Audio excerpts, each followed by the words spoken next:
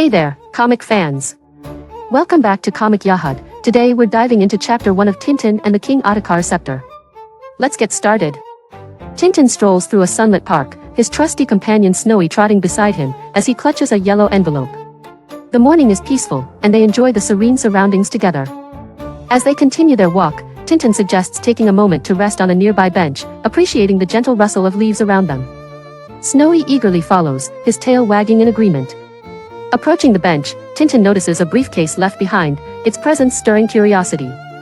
He leans closer, pondering who might have forgotten it and what it might contain. Tintin sits on the bench, looking around the park with curiosity as he clutches the yellow envelope. He notices the absence of anyone nearby and wonders aloud, clutching the envelope tighter. With a thoughtful expression, Tintin considers opening the briefcase, reasoning that it might reveal the owner's identity. Snowy sits attentively beside him, as if waiting for Tintin's next move. Excitedly, Tintin discovers a name and address inside the briefcase: Professor Alembick, 24 Flyaway Road. Snowy seems as intrigued as Tintin, wagging his tail in anticipation of their next adventure. Tintin, with a determined stride, assures Snowy that returning the briefcase won't be a problem, despite Snowy's reservations about meddling in others' affairs. Snowy protests, warning Tintin that nothing good ever comes from such involvement, but Tintin remains resolute, eager to do the right thing. As they arrive at Flyaway Road, Tintin walks confidently, clutching the briefcase, with Snowy dutifully following. The street sign confirms they are on the right path, and Tintin's resolve to find Professor Alembick grows stronger. Reaching the address, Tintin inquires about Professor Alembick from a woman cleaning the hallway, who directs him to the third floor, first door on the right. Tintin nods in gratitude, ready to meet the mysterious professor, as Snowy remains by his side. Tintin climbs the stairs of the building, the briefcase in hand, as Snowy follows closely behind. His steps are firm, driven by the task of returning the briefcase to its rightful owner. Reaching the door, Tintin knocks gently and hears a voice inviting him in. Inside, Professor Alembick is absorbed in his work, examining papers with a magnifying glass, surrounded by shelves of books. Tintin enters the room, surprised as Professor Alembick mistakes him for Mrs. Pigott, requesting her to place items on the table. Tintin stands with the briefcase, taken aback by the unexpected greeting. Tintin corrects Professor Alembick, explaining that he's brought back the briefcase, which catches the professor's attention. The professor, startled, peers through his magnifying glass and addresses Tintin with a questioning look. Alembick stands up, clearly relieved to have his briefcase returned, while Tintin and Snowy stand expectantly. Meanwhile, downstairs, two men whisper conspiratorially about someone arriving to meet the professor. Expressing gratitude, Professor Alembick explains the importance of the briefcase, as it contains the paper he is to present at the I.S.A. Congress. Tintin, intrigued, asks about the I.S.A., eager to learn more. Professor Alembick explains that the I.S.A. stands for the International Sigillographical Association, leaving Tintin perplexed by the unfamiliar term. Tintin's confusion is evident as he repeats the word, seeking clarification. Professor Alembick, surprised by Tintin's lack of knowledge, elaborates that sigillography is the study of seals and offers him a cigarette, which Tintin politely declines.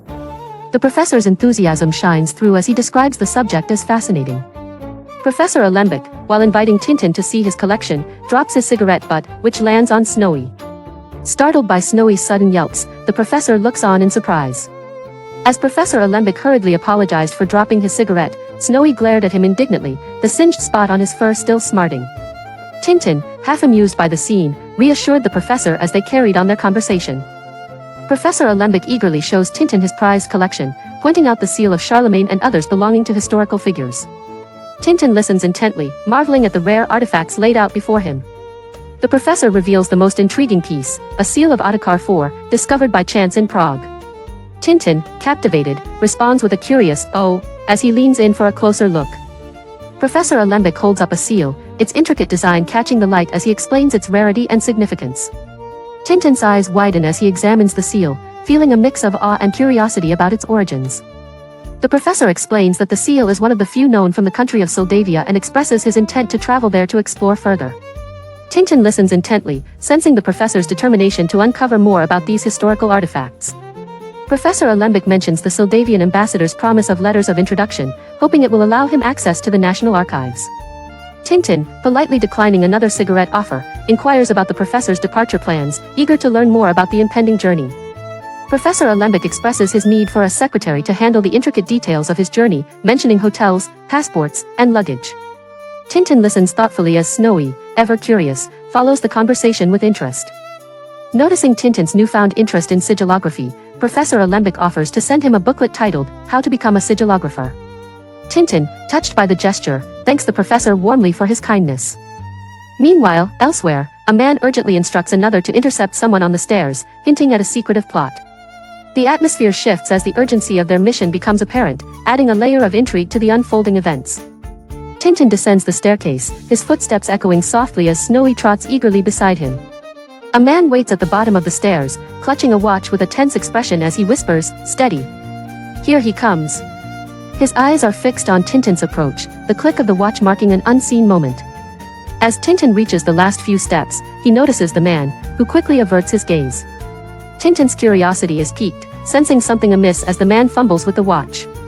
Tintin, puzzled by the man's odd behavior, remarks to Snowy about the strange timing of checking a watch. His curiosity deepens as he continues down the stairs, keeping the peculiar encounter in mind. Meanwhile, two men exchange a watch containing a hidden miniature camera, marveling at its clever concealment. One of them hands it over with a sense of accomplishment, eager to see what it has captured. The man with the camera watch, focused and intent, prepares to develop the pictures immediately. His determination is evident as he begins the process, eager to uncover what the camera recorded. One man, examining the developed photograph with an exclamation of surprise, turns to his companion who anxiously asks if it's okay. The image captures Tintin descending the staircase, highlighting the success of their covert operation. Meanwhile, outside, Tintin suddenly realizes he's left his book at Professor Alembick's flat and expresses his frustration to Snowy. Snowy looks up at him, eager to join Tintin as they decide to return and retrieve it. Determined to retrieve his forgotten possession, Tintin briskly walks back towards the professor's residence, Snowy trotting loyally by his side. The pair move with purpose, unaware of the clandestine activities unfolding around them. Tintin hurries up the stairs, his mind focused on retrieving the forgotten book as Snowy follows closely behind. The sound of his footsteps echoes, underscoring his determination to return quickly. As Tintin reaches the second floor, a voice reveals his name while Snowy perks up with curiosity. Tintin pauses, sensing a mystery around his identity being discussed unbeknownst to him. Tintin listens intently as the conversation continues about needing a photograph to accompany his name. His curiosity piqued, Tintin decides to investigate further, suspecting an unknown plot involving him. A man in a suit, exasperated, declares he's leaving and tells everyone to find him at the KLOW before he exits the room. His abrupt departure leaves an air of finality as he firmly closes the door behind him. As the man strides down the street, Tintin and Snowy peek out from a doorway, watching him intently. Tintin's expression reflects a mix of surprise and intrigue as he keeps his eyes on the retreating figure. Tintin, feeling the strangeness of the situation, decides to follow the man to uncover his intentions. With Snowy by his side, they quietly pursue him, eager to learn more about this mysterious encounter. Tintin and Snowy discreetly follow the man in the brown suit, maintaining a safe distance as they navigate the bustling street. The man strides confidently, seemingly unaware of the pair trailing him.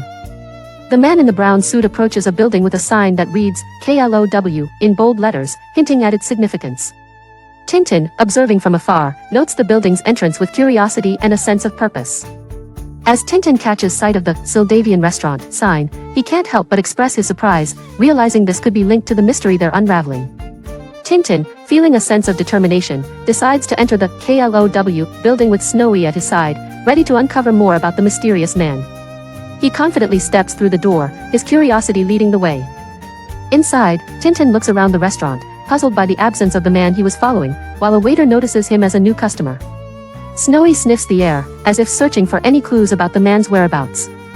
Tintin, slightly flustered, requests something to eat to keep up appearances, while the waiter politely offers him a seat. Snowy stays alert at Tintin's feet, sensing there is more to discover. Tintin, trying to blend in, orders a dish with mushrooms and a drink, though he stumbles over the unfamiliar words. The waiter nods, acknowledging the order, leaving Tintin hopeful for more insights as he embarks on his quest for answers. Before settling down, Tintin requests to freshen up, and the waiter directs him to the cloakroom at the end of the passage. Tintin makes his way down the corridor, stopping in front of the door marked, Gentleman, contemplating his next move. The quiet hallway offers him a moment to gather his thoughts. Tintin carefully ascends the staircase, his senses heightened as he searches for any signs of the man he followed. The quiet of the stairwell amplifies his resolve to uncover the mystery behind the man's actions. Reaching the top, Tintin hesitates momentarily before stealthily approaching a door, his ear pressed against it to listen closely. He hopes to catch snippets of conversation that might reveal the man's secretive intentions.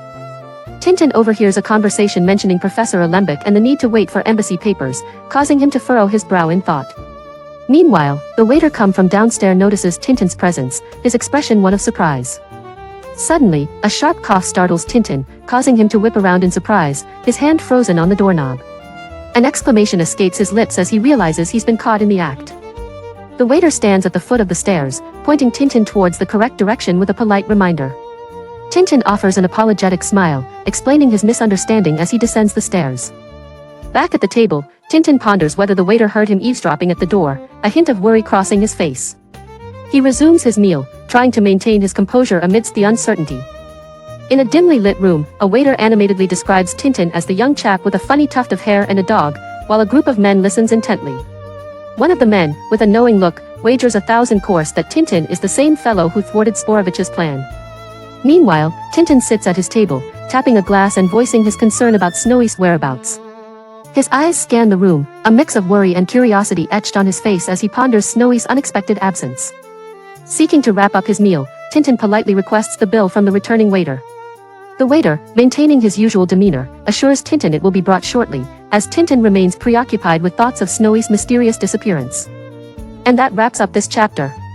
If you enjoyed the story, head to the next part and be sure to like and subscribe for more adventures on Comic Yahud.